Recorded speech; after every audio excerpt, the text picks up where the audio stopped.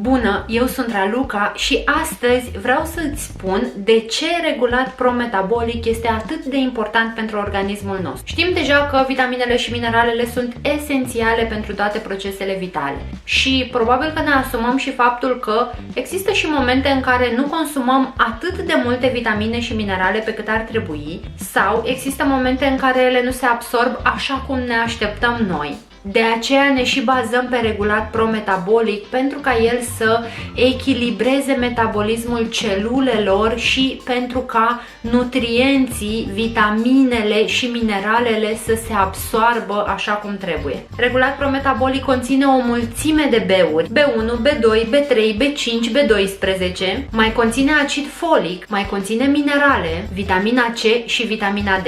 Și ce ziceți dacă vă spun că el taie pofta de dulciuri? Așa cum îi spune și numele, regulat prometabolic este un stimulant foarte bun pentru organismul nostru. Printre lucrurile minunate cu care ne ajută, restabilește echilibrul somnului și cred că asta este foarte important pentru că somnul este esențial pentru o viață sănătoasă. Este foarte bun atunci când vorbim de un dezechilibru alimentar sau un stil de viață nesănătos. Acum, să ne înțelegem, nu vom putea consuma regulat prometabolic și vom mânca toate alimentele nesănătoase din lume, însă este un ajutor de nădejde astfel încât să facem mai ușor trecerea de la un stil de viață nesănătos la unul sănătos. Printre lucrurile pe care le face regulat prometabolic se numără și susținerea sistemului endocrin și sprijinirea funcționării normale și corecte a ficatului. În descriere veți găsi și un link spre site-ul regulatpro.ro unde veți putea citi mai multe despre regulat prometabolic